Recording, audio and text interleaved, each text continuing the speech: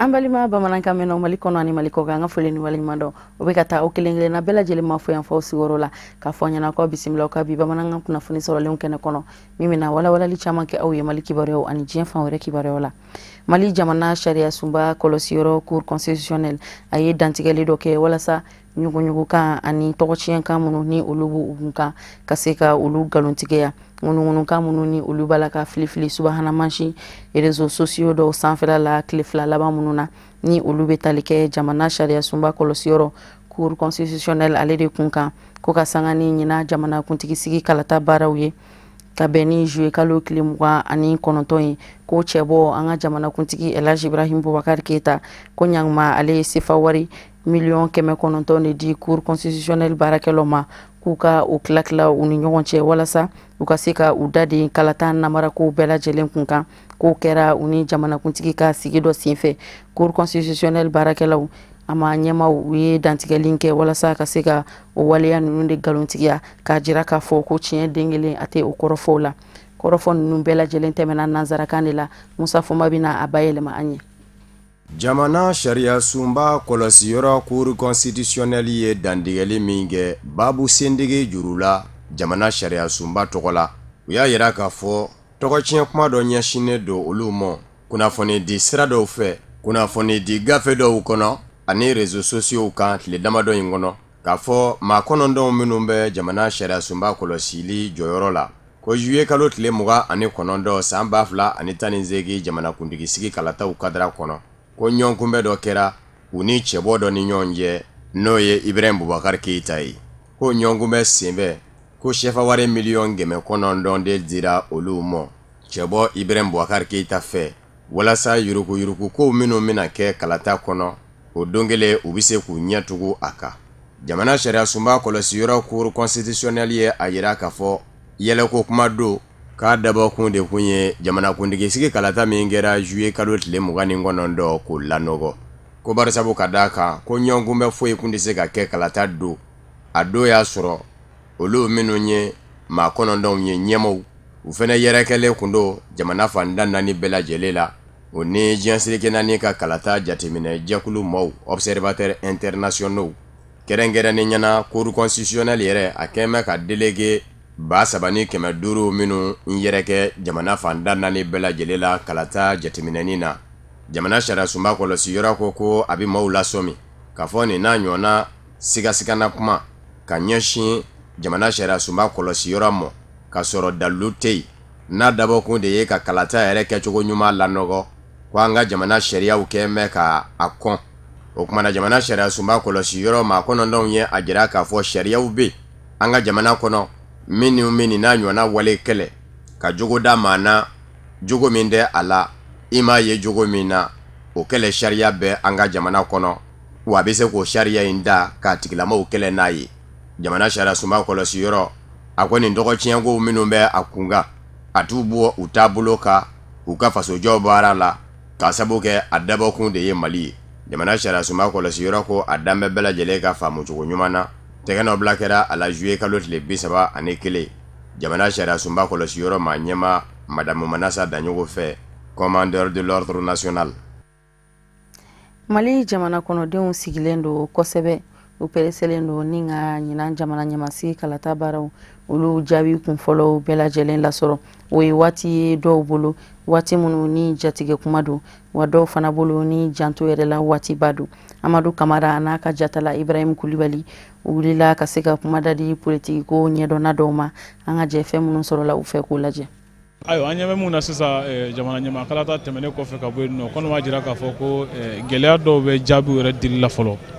n'o ye kalata jaabiw ye bawo an bɛ min dɔn sariya la o ye k'a fɔ minisiriso min ɲɛsinnen don mara ma ale de kan ka jaabi kunfɔlɔw di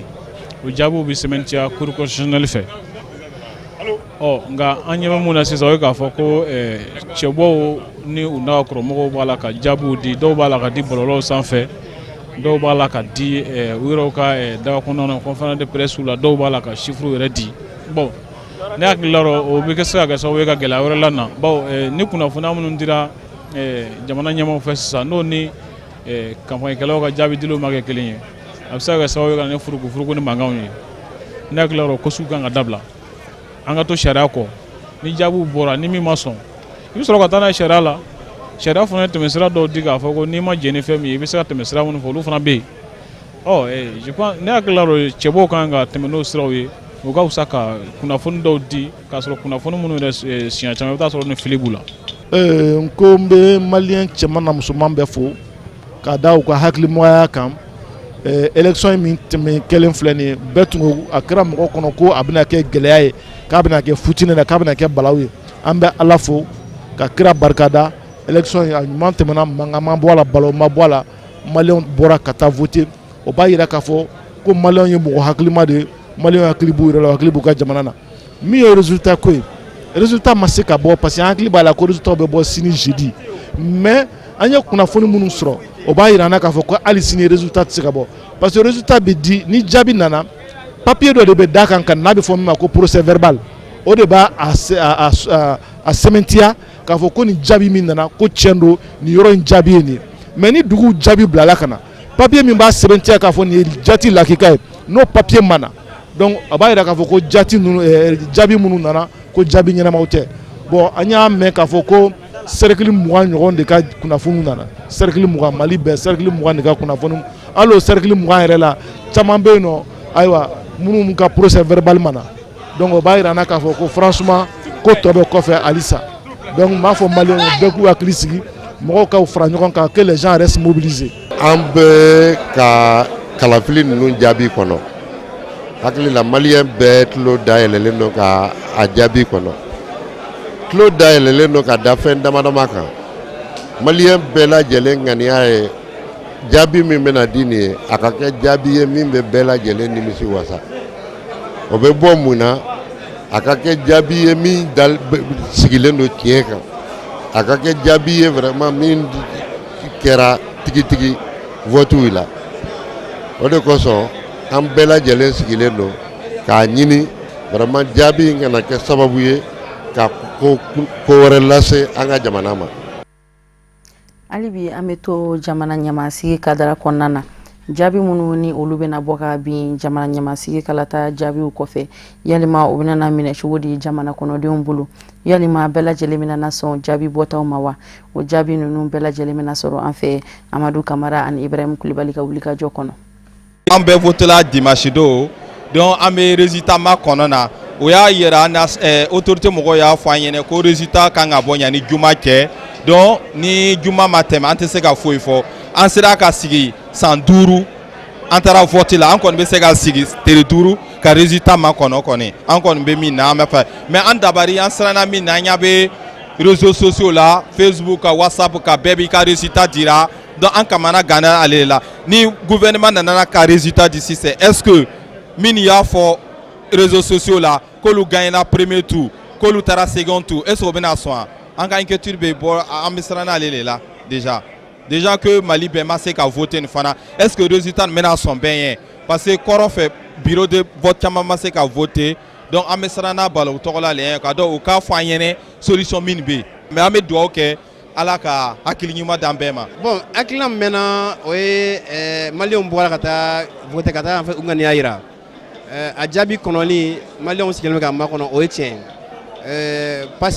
impatience bɛ ka mɔgɔw minɛ kosɛbɛ o bɛ da kan parce que ni élection ni élection caman tɛ kelen ye élection in gɛlɛyara kabini a daminɛ fo a filɛ yɔrɔ min na gɛlɛyara kosɛbɛ donc an b'a makɔnɔ de ministère ka jaabi di an ma ani cour constitutionnelle ka jaabi d'an ma donc on est obligé k'a makɔnɔ bon jaabi kɛra cogo o cogo bɛɛ lajɛlen tɛ se ka sɔn jaabi ma o tɛ yen bɛɛ tɛ se ka sɔn jaabi ma mais a bɛ fɔ mɔgɔw ye dɔrɔn mɔgɔw ka sabali pour que an ka jamana bɛ se ka calmer cogo min na a banna n'a ye kɔrɔfɔ laban an bɛ maliyɛn bɛɛ lajɛlen fo ka mɔgɔw wele halisa an ka kɛ fasoden ɲumanw ye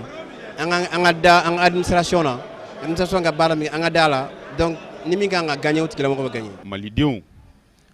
an filɛ ka waati min an b'a kɔnɔ nin ye siga t'a la nin bɛ don an ka tarikuw la fan bɛɛ fɛ an den n'an mɔden minnu bɛna fɔ an kɔ siga t'a la u bɛna nin tariki u bɛna a kalan sabula ka da kan Mali bɛ ka waati min tɛmɛ nin ye a ɲɔgɔn ma kɛ Mali la waati gɛlɛn don o tuma kalafili bolodala ni kalafili bolodala sariya la wajibi don maa minnu bɛ fɛ ka taa jɔnjɔn ta maa minnu bɛ jamana ɲɛmaaya nɔfɛ u k'u kanbɔ o kuma bɛɛ kun bi k'i ka hakɛ de waleya n'o ye candidat ye le 29 tile 29 juillet kalo a kun ye a donba yɛrɛ yaasa malidenw ka bɔ ka taa u tɛgɛ si maa ma min bɛna se u ka jamana ɲɛmaa ye san 5 kɔnɔ o kuma alhamdulillah an bɛ se k'a fɔ an kun jɔrɔn bɛ ko caman na an m'o si y'a kɔnɔ sabula ni kun ye mɔgɔw ka kuma kolo gɛlɛya cogo ye a kuma an kɔnɔ hali campagne kɔnɔ ko ɲɔgɔn bugɔ bɛna bɔ a la nka malidenw y'a jira k'a fɔ olu tɛmɛna nin bɛɛ kan jamana hami b'u la u tɛmɛna nin bɛɛ kan ɲɔgɔn bugɔ tɛ politiki bunakun don démocratie taabolo don bɛɛ lajɛlen b'i ta fɔ i ka hakɛ kɔnɔ o kuma kɔlɔlɔ si ma bɔ campagne na n'o min ye cɛbɔw ka yɛrɛ kofɔ waati ye kɔlɔlɔ si ma bɔ a kɔnɔ o kuma n ka jate la o kɔlɔlɔ ma bɔ o kɔnɔ cogo min jaabiw mana na bɔ maliyɛnw y'o o hakili ɲumanya min jira an na n hakili a bɛna k'o kɛcogo kelen fɛnɛ na. An bɛ vacances waati la sisan nɔ ekɔlidenw ka sɛgɛnlafiɲɛbɔ waati don dugu kɔnɔna na sisan n'i y'a ta k'a lajɛ i b'a ye feerekɛlaw ka ca munumunu salo la kosɛbɛ o jagokɛla misɛn dɔw i b'a ye k'a fɔ dɔw san kalo 12 bɛɛ lajɛlen u b'u ka jagow kɛ dɔw fana bɛ yen nɔ vacances kɔnɔna de dɔrɔn na u bɛ u ka feere munumunu salo in kɛ o ko kun kan Abdul Karim Sako ani Samba Tarawele u wulila ka don dugu kɔnɔ ka ɲɛɲinini kɛ o ko kun kan an ka jɛɲɔgɔn sɔrɔlenw lajɛ. Ka sigi du kɔnɔ vacances la i tɛ baara la i tɛ foyi la yala bafu ni geren sigili nafa t'a la bon an yɛrɛ y'a fɔ an ka cɛkɔrɔba ye sigili nafa t'a la bon a k'a lajɛ a ka solution ɲini an ye bon a ye tapis carton ta k'a d'a ma an b'a la k'a fɛɛrɛ an ye carton 2 fɛɛrɛ ni filɛ kura de an yɛrɛ bolo san bon tile kɔnɔ ne bɛ se ka 3,000 4,000 fɛɛrɛ bi yɛrɛ ne bɔra ka 3,000 fɛɛrɛ san yɛrɛ ne kɔni bɛ min na se n teri denmisɛnw ma don o don geren sigili yala bafu ni manamana ko kɛ nafa t'a la mais ne yɛrɛ ka faamuya cogo la ka wuli ka dɔ k'i yɛrɛ o de ka fisa. Bon ne bɛ se k'a fɔ n bɛ nafa sɔrɔ a dɔɔni n bɛ dɔɔni sɔrɔ a la donc o dɔrɔn de kan ka mala sisan quoi mais comme kɔnna waati de a bɛ se ka kɛ kɔfɛ n bɛ se ka nin bila ka dɔ wɛrɛ ta mais pour le moment seulement n bɛ nin de la fɔlɔ bon baaralankolon kɔni tɛ yen mɔgɔlankolon de bɛ yen donc ne bɛ se ka min fɔ baarala quoi n'o k'ale kɔni bɛ se ka dɔɔni sɔrɔ baara la o t'aw la quoi. Non bon an ta fana bɛ période de la an bɛ se ka nin bila ka minɛn wɛrɛ ta ko n'a cogo la ni seli sera an bɛ nin bila ka tel que seri minɛnw ta de n b'a fɔ ma dɔw tɛ sɔn baara ma u bɛ sɔn fɛnɛ u bɛ fɛn suguya bɛɛ kunu ne b'a f'u ɲɛna u ka changer de quoi diɲɛlatigɛ t'o ye de quoi diɲɛlatigɛ i bɛ i da k'i jɔ i sen fila kan tant que i ye denkɛ nin kɔni i m'a fɔ ma. Bon ne bɛ fɛn caman feere yan nɔ nka mais n ka base yɛrɛ o ye fɛnɲɛnama fagalanw de ye quoi fɛnɲɛnama fagalan fan o fan ne b'a bɛɛ feere n b'a la mɛnna bon mɔgɔ kɔni i b'i ka denbaya balo sɔrɔ fɛn o fɛn la i bɛ ala tanu n'o ye sinon n b'a la a bɛ fɛn san 7 ye sisan a b'a bɔ. Bon habituellement ne bɛ yala feere de kɛ kɛrɛnkɛrɛnnenya fini minnu don pantalon tisi bon premier qualité de bɛ ne bolo ne bɛ yala n'o de ye bon an bɛ yɔrɔ min na bi bon an bɛ baara kɛ doro bolo mais an ka baara in an bɛ baara kɛ cogo min na donc ale tigi bi an bɛ taa minɛ ta mɔgɔ min bolo donc a bɛ bali de d'anw ma donc an bɛ taa bali trier an bɛ premier qualité de ta donc a tɔ bila ka ben donc u b'o d'an ma en gros prix la donc n'an y'o ta en gros la sisan donc an bɛ yala n'u ye k'o feere mɔgɔw ma kuma dɔ la i bɛ taa sɔrɔ sugu ka teli kuma dɔ la mais kuma dɔ la i bɛ taa sɔrɔ sugu ka suma mais ni sugu terela tile kɔnɔ donc an bɛ se ka 5,000 ou bien 6,000 ɲɔgɔn feere tile kɔnɔ mais ni sugu sumayana o b'a ye 7,000 ou bien 2,000 ni dɔɔnin mais a bɛɛ ye gɛrɛsɛgɛ ko de ye quoi a bɛɛ bɛ dépend gɛrɛsɛgɛ la quoi. An bɛ samiya waati la sisan nɔ waati do min tiɲɛni ka bon kosɛbɛ sanji sababu la walasa ka se ka o tiɲɛni ninnu kunbɛn minnu ni olu dɔw bɛ taa falen buna adamadenni ni bɔ ani bolofɛn tiɲɛ caman ma Bamakɔ sigida fɔlɔ ɲɛmayaso u ye fɛɛrɛ dɔw sigi sen kan walasa ka se ka u kasaraw kunbɛn Samayira Sanogo ani Seydou Ɲare olu ye fɛn minnu sɔrɔ Sherifila Jabaraniso tɔgɔ la an ka jɛ an ko ɲamada. bana kunbɛ ka fisa ni bana furakɛ ye. Ni kuma kɔrɔ in de bɛ kɛwale sinsin min talen bɛ sigida gale ɲɛmɔgɔw fɛ walasa ka se ka bɛɛ lajɛlen tanga ka bɔ ji masiba tɔɔrɔ ma waati min n'an b'a la ni o ye samiyɛ kɔnɔna ye. Tiɲɛ don an bɛɛ lajɛlen ka laɲini ye an ka sanji sɔrɔ ka dugawu kɛ sanji barika ma. Donc an ka laɲini ye sanji nali ye. Ni sanji nana ka a dama tɛmɛ anw kan a bɛ se ka tiɲɛni don an kunna. Kɛrɛnkɛrɛnnenya la an ka sigida ye min ye Bangoni ye yan. Ni sanji nana ka tɛmɛ an ka laɲini kan cogo dɔ la tiɲɛni bɛ don surtout maa minnu sigilen bɛ an ka kɔdingɛ dawolow fɛ. A tiɲɛni fanga bɛ bonya olu kan kosɛbɛ. O kama wajibi don mairie kan a ka wulikajɔw kɛ yaasa kasara minnu ala k'an kisi a ma n'a bɛ se ka sigida mɔgɔw sɔrɔ an ka se ka wulikajɔ kɛ kasara in a kana se ka kɛ tiɲɛni ye. Mairie y'a baaraw daminɛ sabula mairie kɛn bɛ ka kulu sigi kulu minnu bɛ ka cakɛda minnu bɛ ji nali kibaruyaw kofɔ n'an ko a ma service météorologique o kuma mairie kɔnɔ kulu bɛ minnu n'olu bɛ baara la ɲɔgɔn fɛ k'u lamɛn sanga ni waati o kuma k'a dɔn k'a fɔ ji hakɛ min bɛ na ji min bɛ na ani fanga min bɛ na ko o fɔ an ɲɛna o kuma wajibi don an fana ko o da sigida mɔgɔw tulo kan. Bari kuma b'a don parce que n'i ko inondation comme commune n'anw delila ka inondation sɔrɔ 2013 a ma dogo mais kabini o wagati fo ka na bila bi la gouvernement ma bolo croisé ma to surtout kana mairie la ne mairie ye gouvernement ka lasigiden yan nɔ san o san kirage min kun bɛ kɛ dɔ de farala kirage kan pour que inondation in ɲɔgɔn wɛrɛ kana an sɔrɔ tuguni donc o kɔnɔna la san o san mairie bɛ kirage fossé labɔ kɛ bon ɲinan yɛrɛ mairie yɛrɛ labɛn min kɛ fossé labɔ la o ye mètre 34 n'an b'a fɔ ko kilomètre 34 mairie y'o de baara kɛ ɲinan bon an bɛ baara yɛrɛ kɔnɔna la baara in bɛ yɔrɔ min bi baara in bɛ a kuncɛ yɔrɔ la bɔgɔ bɔra yɔrɔ caman bɔgɔ yɛrɛ min fana filɛ nin ye i y'a jateminɛ o fangirima quartier kɔnɔntɔn b'an fɛ dɛ mais a fangirima kɛra Bangoni na bari Bangoni kelen an ye mètre 11,000 ani 800 an y'o de bɔ Bangoni kɔnɔna la ou bien kilomètre 11 ani mètre 800 ma bon mɔgɔw k'a faamuya n'a fɔra ko mètre 10 wala kilomètre 11 a bɛ bonya hakili ma mais i b'a jate sira o sira bɛ tɛmɛ sira ye côté fila de ye i y'a faamuya parce que ni sira jɛn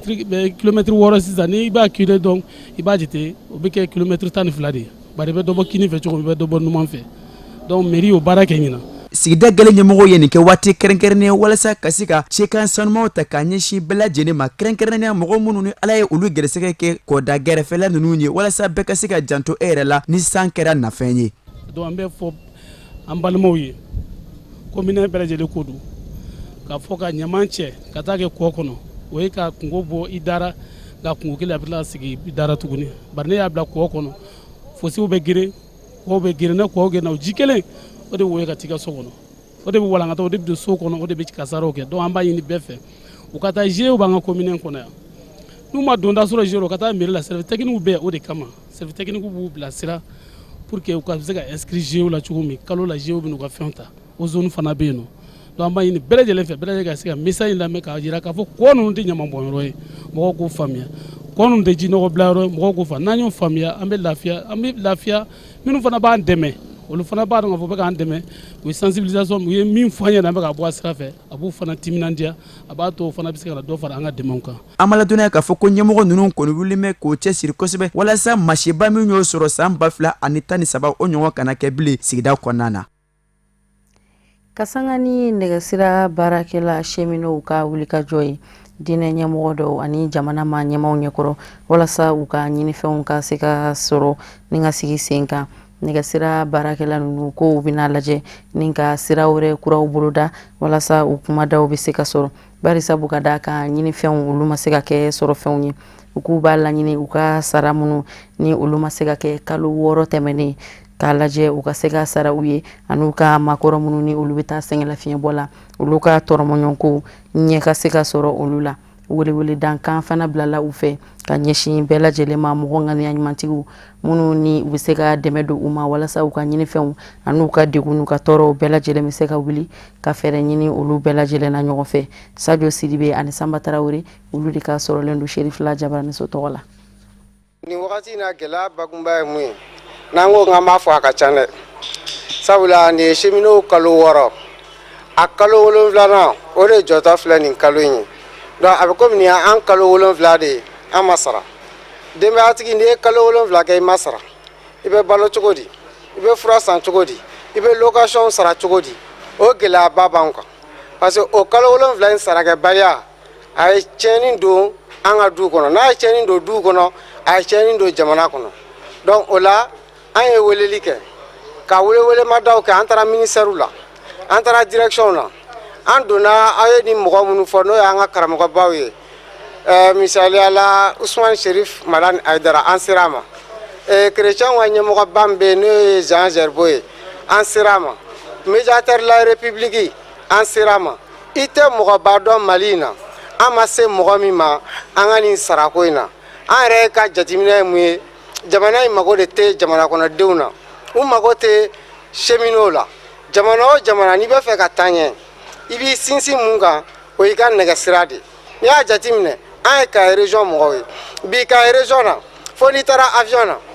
sabula mobili sira tɛ yen o dogolen tɛ mɔgɔ la terrain sira tɛ yen o dogolen tɛ mɔgɔ la o hukumu kɔnɔ an kalo 7 filɛ an ma sara an ye welewelemada kɛ ka dɛsɛ an tɛ ala deli violence la an tɛ ala deli violence la mais an bɛ ka taa taabolo min kan kɔngɔtɔ a mago tɛ foyi la kɔngɔtɔ mago tɛ foyi la parce que déjà an sara kaban an tɛ ala deli violence la mais ni nin kalo 7 an ma sara mɔgɔ t'a dɔn mun bɛna bɔ a la dɛ an bɛ dugawu kɛ ala ka hakili ɲuman di jamana ɲɛmɔgɔw ma u k'u kɔfilɛ nin baarakɛda in na u k'u kɔfilɛ jamana kɔnɔdenw na i bɛ k'a sigilen nka mɛ Ibrahim Boubacar Keita le président de la République son excellence a ko télé la ani chinois bɔra a ko chinois anu nana u ni terrain mɛna a ye wari yɛrɛ hakɛ fɔ n tɛna wari min hakɛ fɔ yan u bɛ n'o don chemin de fer la a ma ye dɔgɔkun tɛmɛnen an y'a ye an yɛrɛ ka ministre n'o ye ministre des transports ye an y'a ye a taara k'a taara Sud Afrique a ye terrain kunkolo 3 a y'o sɔrɔ a ko ten k'a ye terrain kunkolo 3 sɔrɔ an kɔni y'a ye image de la an ma da la mun na n'i y'a ye i b'a fɔ i ma da mɔgɔ ka kuma la i b'a sɔrɔ a y'a k'i la 1 fila 3 an y'an ka ɲɛmɔgɔw u taara u sigira u kumana u ye nin 1 de fɔ olu fana ye u bɛ sara kɛ mais a ma kɛ mun ye chemin de fer sarako ye 2017 a ko concession jɔra aw tun tɛ budget la aw ma prévoir Mali budget la an k'o baasi tɛ an ma prévoir Mali budget la an ye mankan kɛ aw ye dɔ sara ni an ma prévoir budget la 2017 mun na an tɛ prévoir an ti malidenw ye wa donc o hakilina in nin tɛ kuma ye ko nin kan ka fɔ bi denbatigiw ɲɛna nin tɛ kuma ye an ye seli fitinin kɛ cogoya min na an b'a dɔn an bɛɛ ye denbayatigiw de bi cheminotw ka du balo a b'u u balimaw u musow u sinjiw ani u teriw u limana u b'o de bolo seliba an y'a koɲa an b'a yira ala de la n'an ma sa ni ala sɔnna ma seliba in an b'a kɛ mais an bɛ mun ɲini faso in fɛ u k'u jɔ u jɔyɔrɔ la n'o y'a sɔrɔ u y'an bila baara dɔ la n'an ma kɛ u ka bɔ u k'a fɔ an ye cheminotw bila nin na u m'a kɛ o de la an m'u sara mais n'a ko an ka baara min kɛ an y'a kɛ ne hakili la an fana ni an ka hakɛ ka kan bi. O de b'an sɛnsɛn ka diɲɛ fan wɛrɛ kibaruyaw lasɔrɔ Musa Fɔnba ka sɔrɔlen don an ka diɲɛ ngolo ɲamada.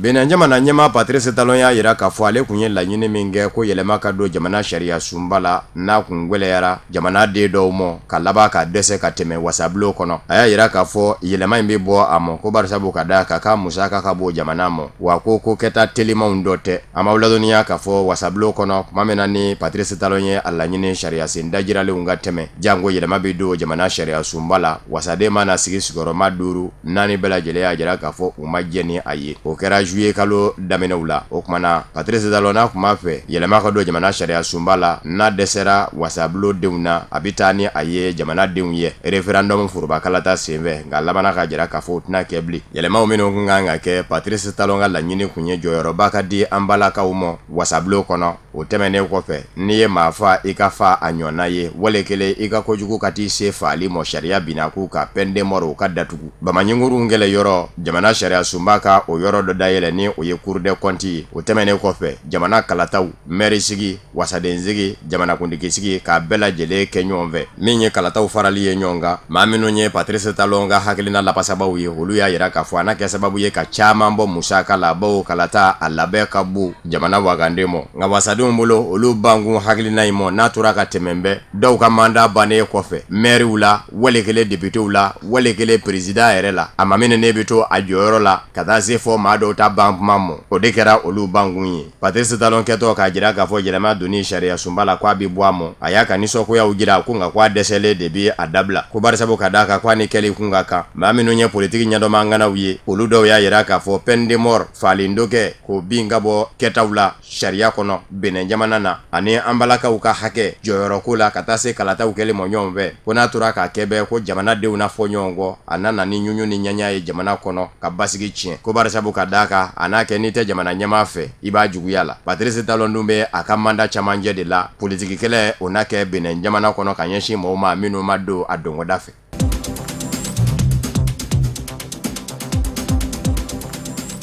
Nigeria jamana kɔnɔ wasabilo min bɛ wele ko Sena o wasabilo ɲɛma ni o ye Bukola Saraki ye ale fana ye da tan ka bɔ jamana ɲɛma Muhammadu Buhari ka fanga ɲini dɔ APC la o kɔni kɛra kɔnɔ gwango ye barisabu ka da ka kwasada in na maa caman y'i yɛrɛ ta ka bɔ jamana ɲɛma Muhammadu Buhari ka fanga ɲini dɔ kɔnɔ nka wasabilo ɲɛma yɛrɛ fana k'i yɛrɛ ta dɔw y'a yira k'a fɔ a bɛ sɔn ka gwɛlɛyaba lase jamana ɲɛma Muhammadu Buhari ma san 2019 jamana kuntigisigi kalata nataw la wasabilo Sena ɲɛma Bukola Saraki a bɔra fanga ɲini dɔ min na ka na jamana ɲɛma Muhammadu Buhari ka fanga ɲini dɔ la ni o ye PDP Parti démocratique populaire Jonathan Goodluck ka fanga ɲini dɔ jamana ɲɛma kɔrɔ min bira a seginna o de la wa maa o maa yɛrɛ ta ka bɔ jamana ɲɛma Muhammadu Buhari ka fanga ɲini dɔ la a bɛɛ bɔra Jonathan Goodluck ka fanga ɲini dɔ PDP de kɔnɔ ka na APC la wasabilo Sena ɲɛma Bukola Saraki a bɔlen a ye dantigɛli kɛ ka jira k'a fɔ don min na olu b'u ka minɛnw jɛ ka bɔ PDP la ka na APC la san 2014 k'u kɛ kunbɛn k'a ye jamana ɲɛma Muhammadu Buhari ka fanga ɲini dɔ la k'a fɔ fanga ɲini dɔn de don min bɛ hakɛ lapasa jamanaden bɛɛ lajɛlen ye jamanadenw ka damakɛɲɛ hakɛ sɔrɔli la jamana kɔnɔ k'o lapasa tɔn don jamanaden bɛɛ lajɛlen sen don ni jamana kunkanko la k'o lapasa tɔn don ko barisabu ka d'a kan u bɔra fanga ɲini dɔn min kɔnɔ n'o ye PDP n'u segin bɛ ka na o kɔnɔ bi k'o jujɔnkun bɛ o de kan a ko nka k'ale nanen APC la a y'a ye k'a fɔ san 2014 jamana ɲɛma Muhammadu Buhari bɛna fanga na tuma min ko ni ɲinanjɛ k'a cɛ ka jan ko jɛgɛjala ni baji k'a ɲinɛna nacogo kɔ a ɲinɛna dɛmɛjugu kɔ u fɛ o kuma na ale bɛ se ka nin hakilina ninnu sɔrɔ yɔrɔ min na o y'a ka fanga ɲini dɔn kɔrɔ ye ni o ye Jonathan Goodluck ka fanga ɲini dɔ PDP a ko o PDP o min fana y'o ye u ye faamuya caman sɔrɔ baara kɛcogow la filiw minnu y'o sɔrɔ don tɛmɛnenw na ni ale kun bɔ kun kɛra u ye k'u y'a fiɲɛ caman furakɛ sa ko kuma na k'u jujɔn kun bɛ fɛn minnu kan ni o ye damakɛɲɛ donni ye jamanadenw ni ɲɔgɔn cɛ hakɛ sɔrɔli la k'u ni yɛrɛ kuma na ko wa ko baara bɛna kɛ o de ka sa tiɲɛ don jamana ɲɛma Muhammadu Buhari maaw bɛ ka bɔ cogo min na ka fanga ɲini dɔ kɔnɔ u bɛ ka bɔ ten a kɔni gɛn bɛ k'a jira k'a fɔ a t'ale bɔ a cogo la ko barisabu ka d'a kan ko maaw don jɔyɔrɔ tɛ maa minnu na nka nin wasabilo ɲɛma min bɔlen filɛ nin y'a ka tɔn kɔnɔ ni o ye Bukola Saraki ye k'a to Togo faaba la Lomé farafinna tile bɛ yanba jamanaw ka tɔn communauté économique des états de l'Afrique de l'Ouest CEDEAO o ka ɲɔgɔn bɛ 53 kɛnɛ kan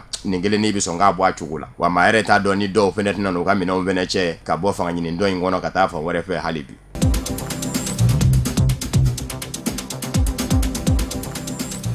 Diɲɛsiriki naani setigi jamanaw ka kiiri bulon Cour pénale internationale CPI kɛlen kɔfɛ ka jaki bin ka bɔ Congo Kinshasa jamana ɲɛmaa danga Jean-Pierre Bemba kan san 11 kɔfɛ kiiri bulon la araba a bisimilala Congo Kinshasa ka denw fɛ a b'a fɛ k'i sen don kalata la kalata min ni o bɛna jamana ɲɛmaa kura di Congo Kinshasa jamana mɔ jamana ɲɛmaa Joseph Kabila nɔ na Jean-Pierre Bemba si bɛ san 55 la a kanubaw y'a yira k'a fɔ alamusa uti kalo tile fila a bɛ taa ka jamana ɲɛmaaya ɲinini gafew da jamana kuntigi sigi kalata o bɛ kɛ décembre kalo tile 23 nata bibi ŋɔni na bɛɛ lajɛlen kɔni b'a dɔn k'a fɔ a ti daga jamana ɲɛmaa Joseph Kabila ye a k'i kanbɔ nka min fɛnɛ kɛmɛ ka maaw kɔnɔ guwa a ka fanga ɲini dɔ ka taa se ale yɛrɛ ma u ma maa si jira k'a fɔ nin bɛ kɛ an ka fanga ɲini dɔ ka cɛbɔ ye ne nɔna o kɛmɛ kunnasiri ye bɛɛ lajɛlen la Jean-Pierre Bemba a kanubaw kun b'a fɛ a ka faama sɛnsɛn ka don Congo Kinshasa jamana kɔnɔ a bɔlen pankurun jigi kɛnɛ kan nka jamana ɲɛmaaw ye a yira k'a fɔ lakana tigilama minnu bɛ a gwɛngwɛ olu tɛ se ka boli dɔ dɔɔni o kɛra sababu ye k'a kanubaw tɔɔrɔ barisabu ka d'a kan olu kuma fɛ a k'i tɛgɛ yanga u ye k'a faama kunbɛn jamana ɲɛmaaw ma jɛ ni fɛn wɛrɛ min bɛna ye Jean Pierre Mbemba a ka so min bɛ jamana ɲɛmaa Joseph Kabila ka du kɛrɛfɛ k'a ti bisimila yen fana o man ka kɛ ko min kɔni na jamana ɲɛmaaw kɔni m'o fɔ nka ka kanubaw kɔni y'a yira k'a fɔ o fɛnɛ kɛra ko ye ko min ma bɛn u ma sibiri don a b'a fɛ ka taa faso la ni o ye Gemena ye o bɛ Kongo Kinshasa jamana a gaɲaka yan b'a fɛ ka digi a tilebi yan b'a kan a bɛ t'i jɔ a fa kaburu la waritigiba ye min n'a y'a ka nafolow bɛɛ lajɛlen sɔrɔ jamana ɲɛmaakɔrɔ Marshal Mobutu Sese Ko tile la o den de don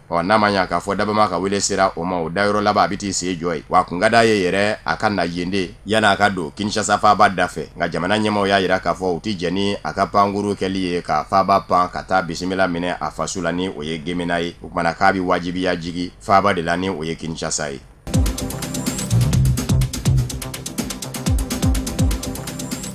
Zimbabwe jamana kono jamana kundigisigi kalataw ni wasadenzigi kalataw bɛ ka jɛ ka kɛ ɲɔgɔn fɛ nka bi na jaabi kungolaw bɔra k'u be wasadenzigi kalataw kunga min y'a jira k'a fɔ sebayaba bɛ jamana ɲɛmaa kɔrɔ Robert Mugabe ka fanga ɲini dɔ bolo ni o ye Emerson Mnangagwa ka fanga ɲini dɔ ye bi maa min bɛ Robert Mugabe nɔna ni ye wasabulo sigiyɔrɔw jateminɛ 110 ɲɔgɔn na ko ZANU-PF fanga ɲini jɛkulu y'o bɛɛ lajɛlen sɔrɔ kalata labɛnni jɛkulu commission électorale y'o sɛmɛn diya tarataw lada yan b'a fɛ jaabiw bira ka bɔ kalata labɛnni jɛkulu fɛ nin jaabi minnu bɔlen filɛ nin ye a bɛ tali kɛ kalatayɔrɔ 153 jaabi bɔlenw de kan minnu sebaya taara ZANU-PF fɛ fanga ɲini dɔ min bɛ d'a kan ni o ye fanga sinamatɔn ye MDC o ye sigiyɔrɔ 41 sɔrɔ wasabulo kɔnɔ fanga ɲini dɔn wɛrɛ bɛ yen ko NPF o ye ZANU-PF tuma min na ni Robert Mugabe bina ka bɔ fanga na ZANU-PF fɛ dɔ bɔra u cɛla ka taa ka fanga ɲini dɔ sigi ko NPF o fana ye wasaden 1 sɔrɔ wasabulo yɛrɛ a wasaden mumɛ bɛɛ lajɛlen bɛ t'i jɔ 210 na ni ZANU-PF ye 110 sɔrɔ b'a jira k'a fɔ maa fanba bɛ u bolo ka se ka mara kɛ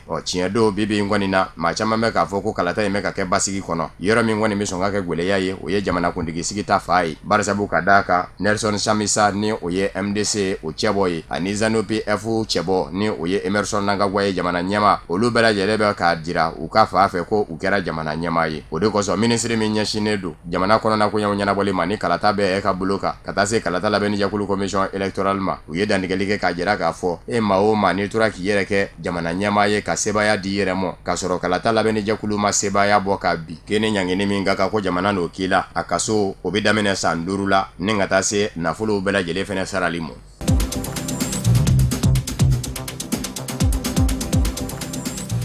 Afrique du Sud jamana ɲɛma kura Cyril Ramaphosa tarata juillet kalo tile 31 sufɛlaw la a ye dantigɛli dɔ kɛ k'a jira k'a fɔ a ka fanga ɲini dɔ ANC u b'a fɛ k'a lajɛ ka yɛlɛma don jamana sariya sunba la walasa layidu min dalen don jamanadenw ye u ka se ka timɛ layidu tɛ dɔwɛrɛ ye tuma min na Afrique du Sud jamana a bɛ siya woloma fanga bolo apartheid n'o kun ye nazaraw ye Afrique du Sud cikɛ dugukolo fanba bɛɛ lajɛlen kun bɛ nazaraw de bolo Nelson Mandela nanen fanga na dugukolo ye ma se ka minɛ ka dɔ di farafinw ma o kuma na a ye layidu de ta k'a fɔ n'ala ma baasi wɛrɛ kɛ yanni jamana kuntigisi kalata cɛ san 2019 a b'a fɛ nazaraw ka dugukolo k'an daraki u la k'a bila farafinw ka bolo kan wa min kan ka minɛ i la n'o minɛn'i la fɛn tɛ se k'i mɔ a bɛ lajɛ de ka damakɛɲɛ don jamanadenw ni ɲɔgɔn cɛ wolo jɛma kana fisaya wolo fiima ye n'i ye Afrique du Sud dugukolo jateminɛ k'a sigi sigiyɔrɔma 4 a 7 bɛɛ lajɛlen bɛ nazaraw de bolo o de kosɔn Cyril Ramaphosa a ko bibi na k'a bɛ wajibiya Afrique du Sud fanga mɔ jamanaden bɛɛ lajɛlen fɛnɛ k'a faamu nazaraw yɛrɛ b'a dɔn tigitigi k'a fɔ dafaraba bɛ u ni farafindenw ni ɲɔgɔn cɛ ka sabu kɛ u ka siya woloma fanga ye u ye dugukolow bɛɛ lajɛlen minɛ k'u kɛ u ta ye o kumana dugukolow tila kuma sera k'u damakɛ ɲɛmaanifinw ni ɲɔgɔn cɛ ko a na kɛ sababu ye ka dɔ fara sɔrɔ fɛnɛ kan a na kɛ sababu ye dugukolo cikɛta o ka caya barisabu ka d'a kan caman ma minɛ bɛ nazaraw bolo k'u kɛ u ta ye u ti se u mɔ.